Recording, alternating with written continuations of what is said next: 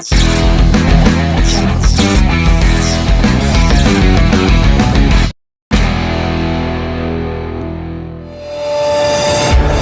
back straightaway, into turn number 3, thick thin, still 3 wide, Brandon Feeney, high, wide, and handsome. He's going to go to the outside and get past Camillo. I don't mean to be two birds and bees with you folks, but this is how cautions are born.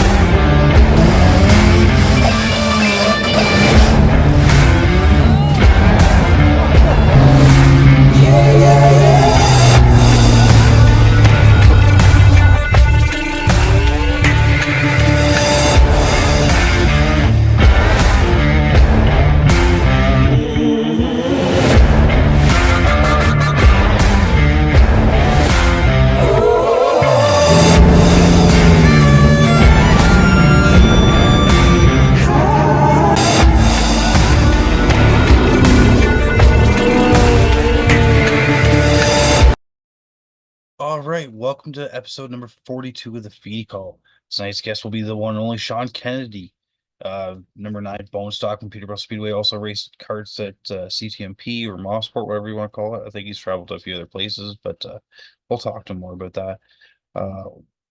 First and foremost, I can thank all the sponsors of the podcast for sticking on board. Will House 10 for making us the great new pit shirts. Mighty Wipes for keeping us clean while we're at the pits. We got Checker Flag Auto Supply in Erie, Massachusetts. I think I said it right that time. Keeping us on board. We just shipped some of the Feeney Call hats down to them. Big supporters of us, and obviously got to thank Roger Muth that was on here a few weeks ago, creating all the logos and stuff like that. We're getting closer and closer to the beginning of race season. There was a APC United Racing Series registered only invite only test at Delaware this weekend. I think Merrittville has some tests. We got some other tracks testing this upcoming week. I think Robert Turner with the CASC is going to be testing his new changes to his Miata, I think, coming up. So can't wait to see how all this stuff goes. So I'm going to be at the track again very shortly. Have a couple I got to test with the Kansas Series team. They're going to be helping out with, and maybe a full-time thing or part-time thing, depending on what they need. But yeah, so we're going to have a few more guests coming up here as the tracks open up and stuff like that. We're going to have a 2-part special feature coming up in a couple weeks. So hopefully all will enjoy that. A couple like behind the scenes at the Peterborough Speedway. But yeah, we're gonna get right into it and get into our interview, and hopefully you all enjoy the interview with Sean Kennedy. And this is the time of year if you want to see racing and stuff like that, help all the drivers out, buy their merch, stuff like that. Support their sponsors is a big thing. But without further ado, let's get right into the interview. Okay. Welcome to this week's episode of the Feeney Call. We got the one and only Sean Kennedy, driver of the number 9 Honda Bone Stock at Peterborough Speedway. How you doing tonight, brother? Good, Brandon. How are you? Good. So we actually started in Bone Stock the exact same year. You were co-driving with Cody Fenton at the time in a little blue and yellow Dodge Neon. What was it like to jump from the Neon to eventually to Honda later that year? Well, so when we first started with that Neon, it was such a big difference, honestly, because we were used to like go-karts, because I started karting in like 2008. So I ran karts for like 10 to 12 years. So as soon as I got into anything with like that much weight, it was such a big difference. So I really had to get used to that. So that alone was like a huge like thing to adjust to. So the Neon was like, it's a pretty big difference between the Neon and the Civics. So me and Cody spent like probably like half a year, as you can remember, like in the Neon. And then Ryan Oosterholt kind of showed me the Civic that he was getting out of. He said, "Oh, like, why don't you try this one out?" So we ended up getting that. So Well, there was a reason for that too. Didn't you guys wreck the Neon? Or was that Cody that wrecked it, or was it you that Right. wrecked? You're right. You have a better memory than me. We had a bunch of overheating problems in that car. So we went like 4 or 5 races until it was like eventually, I think it did blow up on a practice night. So we were kind of left like hanging, like, oh, what do we do now? Like, Andrew Massey ended up finding us that car. Yeah, because you guys So borrowed his car, I think, in the middle, like, because he had that Tiburon he was yep, racing and stuff yeah, like that. And yeah. So that came after the Neon. So the Neon eventually was gone and blew up. Then Andrew lent us the Tiburon. Cody raced that race, and he won a heat race, so that was good. So then after that race, Ryan was selling his, I think it was his past championship car, the Civic. Yeah. So we ended up getting that, and we finished the year off, and that car was actually really good. So that's where the whole like the Civic era started for me, and yeah, it was quite a bit different than the Neon.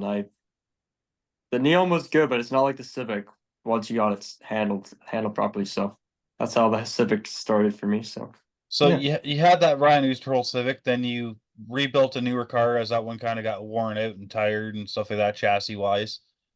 Have you looked into yeah. like moving into different cars, like an Integra or a Prelude, or like are you just like nostalgia and like keeping with that hatchback until you move classes? See, I think since we're like so heavily invested in our setup with the Civic, the hatchback, that I think it's almost like I'm kind of like set on this certain car just because it's working so well for us. So um yeah, I think we'll stick with the Civic. We've had to like change some stuff around for this year because they kind of changed the rules a little bit on the weight moving in front of the axle, the rear axle. So that's gonna hopefully not be too big of a change, moving all that weight up. But yeah, I think we'll stick with the Civic. It's the car it's right now is getting a lot of age on it, so I'm not sure how much longer it's gonna last. So I kind of have to hopefully keep it running. I know the motor will, fingers crossed, like knock on wood, will keep going for a while, but it's kind of the body's rusting and getting a bit older. So we got the current one we have now in 2017 because the first one was rotting out too. So yeah, we've had good luck with the Civic, so I think we'll stay with that.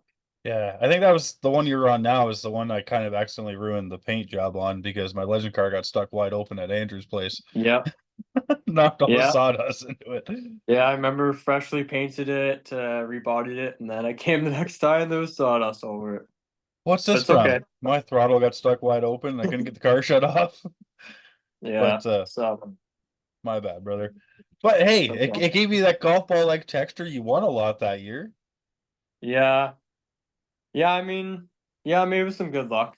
But yeah, no, the Civic's been really good to us. So um yeah.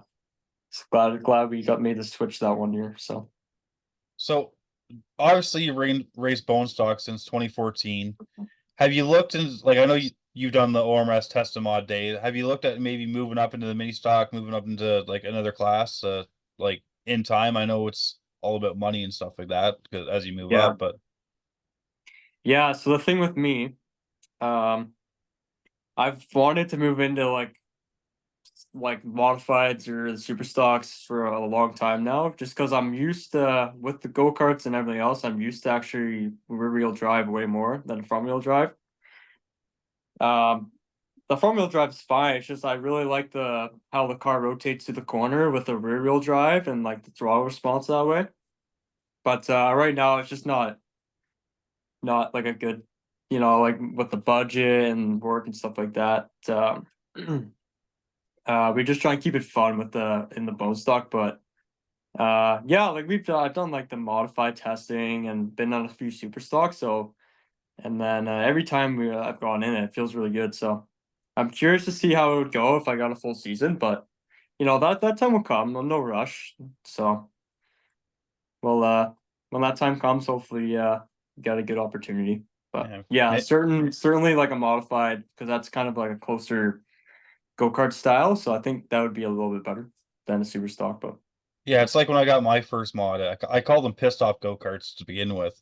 Yeah. Because how low they are to the ground. So like I don't have a lot of go-karting experience.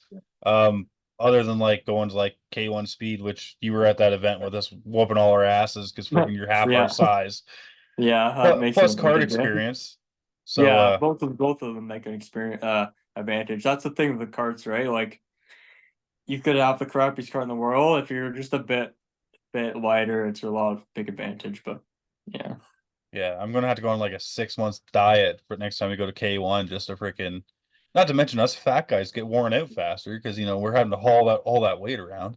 And Yeah. I'm watching you in like the second heat races and your forearms are just like gripping. I'm like, this is why we need to be in Sean Kennedy shape. Yeah. I see. I think I always say like if you try and use if you go-karting, you try and use your shoulders the whole race, your shoulders will be completely dead. You have to kind of like get used to using your forearms a bit too, right? Or else you'll just be tired even more. So I find when I was younger, I got used to that, just using your forearms a bit more. I find that kind of pays off in the front wheel drive car too, because a lot of us take the power steering out, trying to take the power rob away from the power steering. So Yeah. you got to kind of have to use your arm to, especially if you get like loose or something like that. Freaking, you got to kind of, if you wear yourself out by trying to fight it back and forth like this, like that's why I always like the wheel kind of farther forward so I can kind of use more forearm and push up or Yeah. pull down. But that's just me. How do you find it in the mod and the super stock? Is it the opposite? Do you have to use a lot of shoulder in that, you think? I think the super stock was very easy, like very lightweight turning. The modified's a whole different beast because Very twitchy, right? That's no, what I the found. the modified has got electric steering that I have. Right. So because it's actually too soft. Gotcha. So like you have a newer generation Honda as like your road car. It's got Right. like this Yeah. similar steering package to that Honda. Yeah. Like I Right. believe so when Dan built it to run Oscar back in 2000 and when did I get that car? 2017, I think it was, or 2018 when he built that car. He put like a Toyota Prius electric steering assist in the car. Right. So That then made a that's big difference then. well, then you're not using a power steering pump, which isn't robbing horsepower, and it's when you go to load it in the trailer, you just turn the power steering switch on and you go one finger and turn the whole modified. Right. So, Right on. but it's just one of those weird things. Like I'm not used to it. I haven't raced it enough to be like, oh, I can. I literally the first like two races, I oversteered it and pushed because I turned the wheel too much. Right. Yeah, it's very sensitive. I know what you mean with the But mods.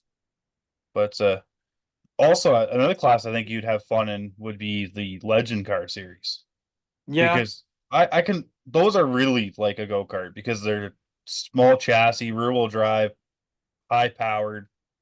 Plus you're a smaller guy, so like then you can actually add like lead to the car where you want to, unlike my fat ass freaking being the counterbalance to Right. the cars. Yeah, right on. Yeah, I mean, I if I was to jump, I don't think I'd go mini stock just because it's pretty much the same, right? But yeah, I mean, hopefully in the future, just like something a bit more power and rear wheel drive, like I was saying, just so much more. I'm more comfortable in that, surprisingly. So yeah. Oh, I'm the same way. I'm not very good in front wheel drive, as you remember whooping my ass most of the time we were out there together.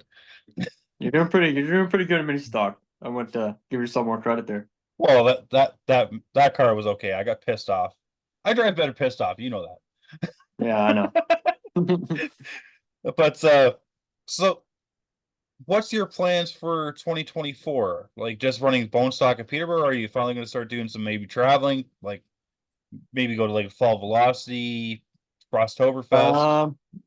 Um. So we'll probably just stick with Peterborough again. Um. I find the competition's getting pretty competitive again at Peterborough. Um. So I wouldn't really want to take a risk with the car kind of traveling around. Um. Peterborough's pretty close to us, so it's good to kind of like load up in the morning and only drive like a little bit of time and then be able to come back and be like a good hour. So, but yeah, so I'll just try and do the whole season and just I don't know. We'll see how the championship goes. We've been pretty close, as you know, like multiple years. It doesn't really bother me as much anymore, kind of being if I the runner up it.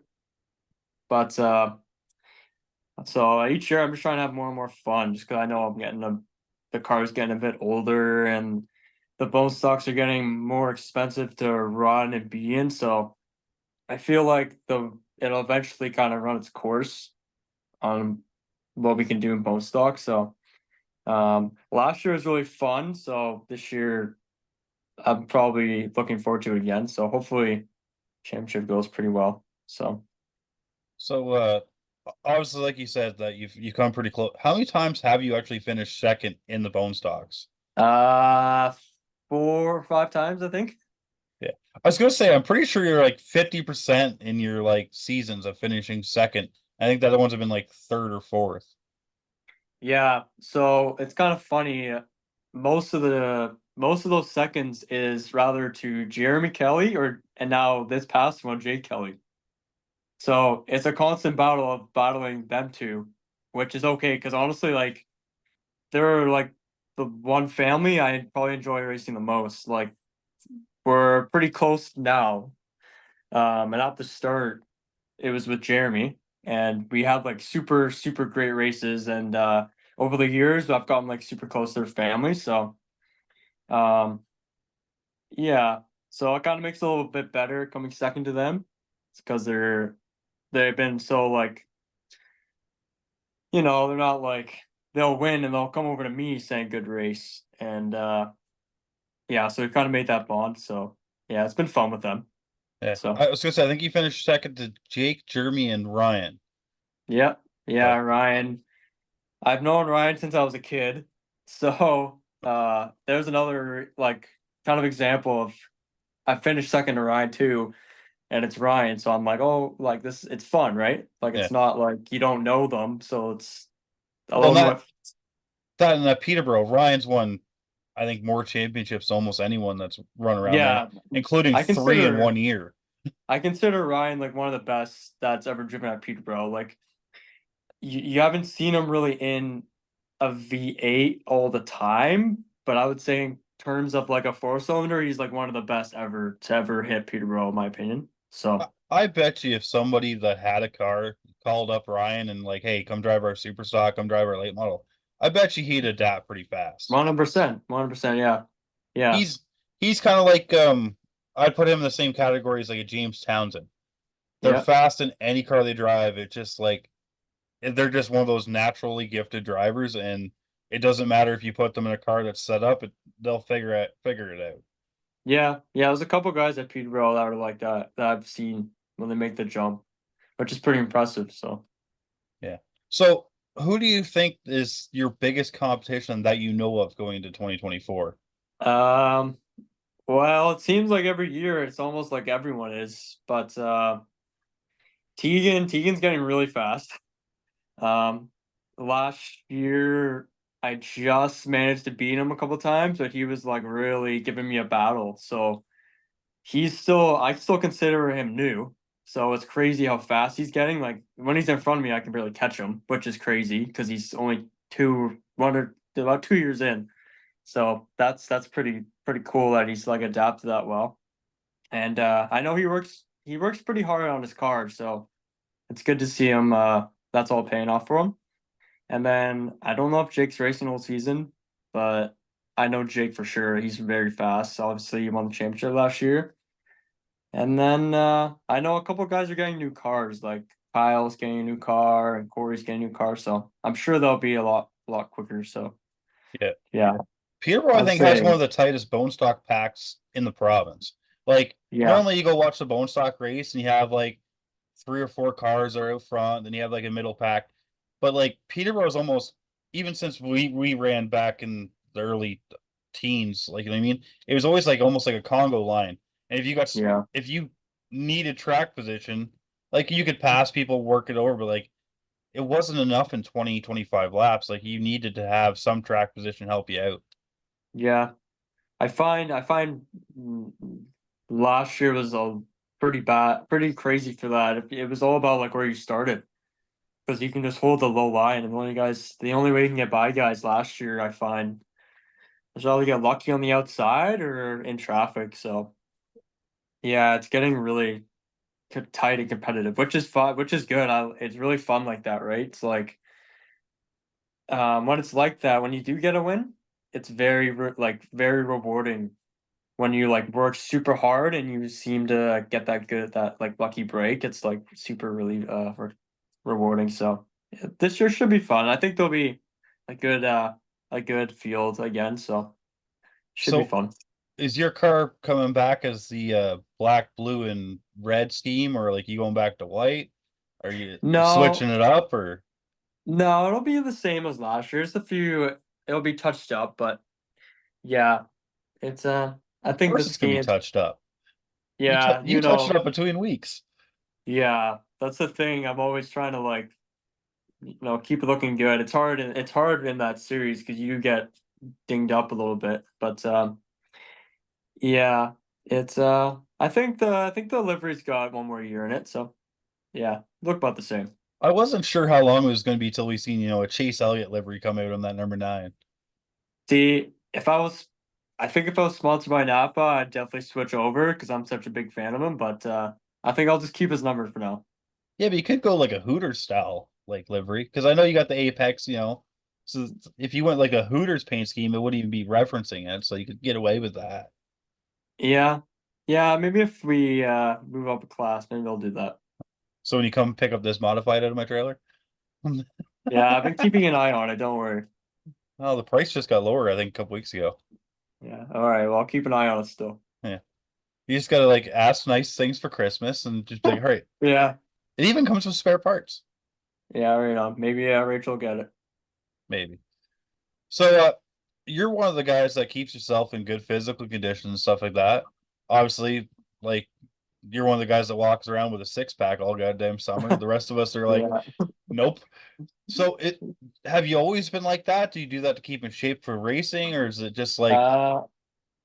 Yeah. So yeah, me and Rachel are typically in the gym like 5 to 6 days a week. Uh, so yeah, we'll work like during the day and then we'll go to the gym at night. Um, I'd say also I'm an environmental driller for work, so that kind of keeps me in shape too, because I'm always lifting things during the day. And then for the gym, it's just like kind of like it's almost like relaxing in a way. It's kind of like, you know, I'm stress working relief, all calm down? yeah. Yeah, like it's kind of like calming, like working all day and I'm kind of almost tired from work. I need something else to do. So we'll rather go to the gym and get like a good workout in, or I'll, just come home and play on the sim. So I think it's yeah to stay. I think it's good to stay in shape and just look after your body too. So when you need the strength, it's kind of there. That's kind of my like mentality about the gym. So yeah, we just try and get a good workout in during the week. So Get a yeah. good workout in, freaking sweat it all out during the week. Do you find it helps like with the heat and all that stuff that we have in the bone stocks? Yeah, Because yeah. I find as long as I eat or drink something before the race, I seem to be even the 50 lapper. I seem to be fine. So I think over the winter, if you train, it does help a lot. And then in terms of like the no shirt at the track, honestly, I think I've done that since I was a kid. Like at the karting track, it was the same way. Like when I was always just trying to like get a tan and just get rid of the tan lines, but. Yeah, I think that's just like I'm used to just being like, all right, I'm just gonna take my shirt off and yeah, we sometimes just like forget bugging I you because you're the one of the few guys that like has a 6 pack that's racing up yeah, at Peterborough. It's like, yeah. well, now we all look bad. Thanks. Yeah, I don't think like that. But yeah, I'm We just just like used to bugging you. it. Yeah, yeah, I know. So I got a couple fan questions here before I forget about them. Sure. So I kind of snuck in the V8 one from Andrew Massey. I'm not going to bring up, some of the joking questions, put you on the spot. But Yeah. Corey Horn wants to know if you'd ever try like a demolition derby, and I'm going to add to it if you're ever going to try like a demo cross or something like that. Well, honestly, um, whenever like the car gets any sort of like little ding in it, I get out and just go like, oh man, like look at it. So I think the only time I would try that sort of thing is if it wasn't my car. and they said like go out, like try this car, then yeah. But No, I mean I like think an actual purpose-built demolition derby or Democross car. Like it wouldn't be your race car. yeah, I think that'd be fun. It's something new, right? So I think I would probably get my butt handed to me because I wouldn't be used to it, right? So I think learning all that stuff and like having fun with it would be pretty fun. So yeah, I think if the opportunity arose, yeah, I'd do it. It'd be fun. Yeah, we'll have to bring you to Democross when I run in Orno later this year, and you can take a good look at what's happening. But Yeah, I'll be like, oh man, that looks rough. it can be rough, but at the same time, Yeah, it's a blast. Yeah, I yeah, find it's good stress relief because on the racetrack, if someone pisses you off, you can't go destroy their car because as you kind of get older and more mature and stuff like that into racing, you understand how much work goes into the cars each week, right? So yeah, like we've had a few times people have argued, freaking I well, you know me, I have more temper tantrums in my pit stalls than anyone. But like yeah. I know. I usually try to keep to myself on that, right? Like I'll throw my own Yeah, tools, stuff like that, but that's just to take it out on cheap. Like it's not costing anyone if I throw a wrench at my toolbox. And yeah. but anyway, we'll bring you out when I do Downward Crossing and take a look at it. And I wish it was back in the old days because it used to be for $10 I could put a passenger in the car. Oh yeah, So you could just be like, all right, you don't have to drive, you just sit there and take it. right. So then you kind of don't have to Yeah, worry about like learning. You can almost figure out if you can take the hits and stuff like that. But the biggest thing I do tell you is if you do like that stuff, is make sure you wear a good helmet, just like racing. yeah. Your probably Because head gets knocked out a lot. I'm well, assuming. that's how I've got so many concussions, brother, man. Wearing cheap helmets, doing stuff like that, man. Like going like buying the cheap Canadian Tire helmets that were like just like the Yeah, 149 ones. You yeah. I smack don't them think I've around ever. all year, and it's no good. Yeah, I look after that helmet pretty. Yeah, that, and you got that tinted like visor too. Like you, Yeah. Well, in karting, the helmet is like the big thing, right? Like if you can get a helmet painted up and get your visor going, then it's kind of like, oh, look at his helmet, look at his helmet. So yeah, it's definitely a big karting thing. So it's kind of transferred over.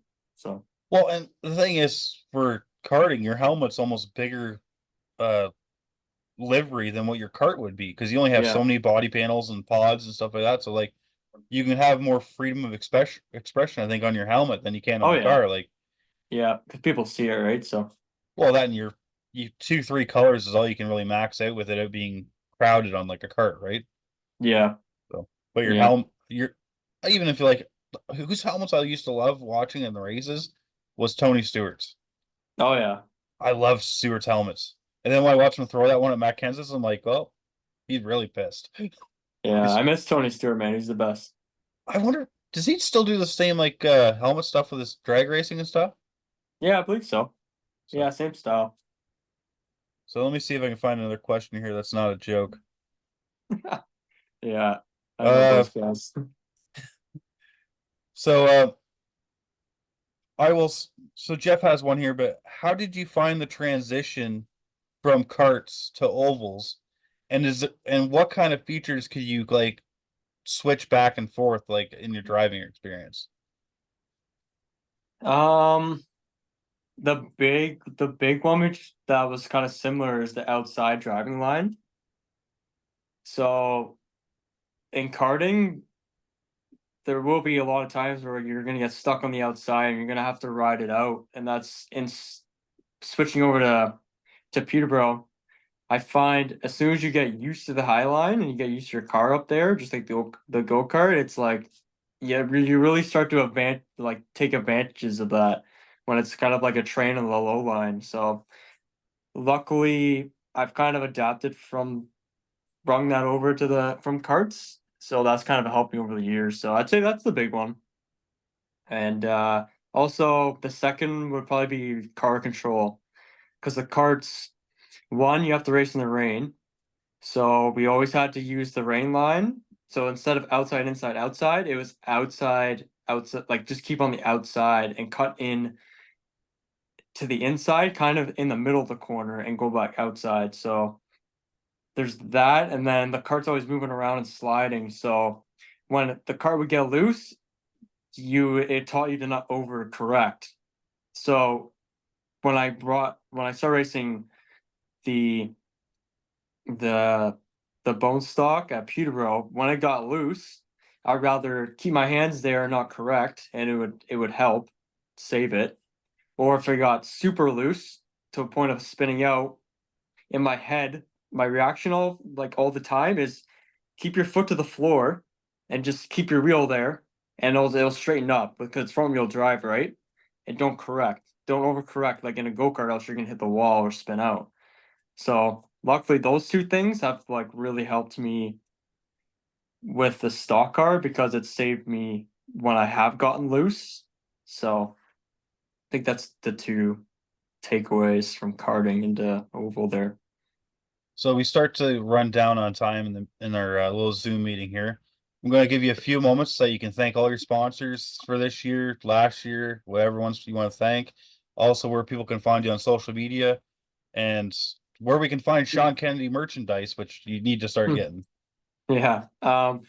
So big time sponsorship thanks is Apex Auto Oshawa. They've been with me from the start, and they're always supported me. Signworks Canada, they've been with the start for me, and they've been a huge support with me.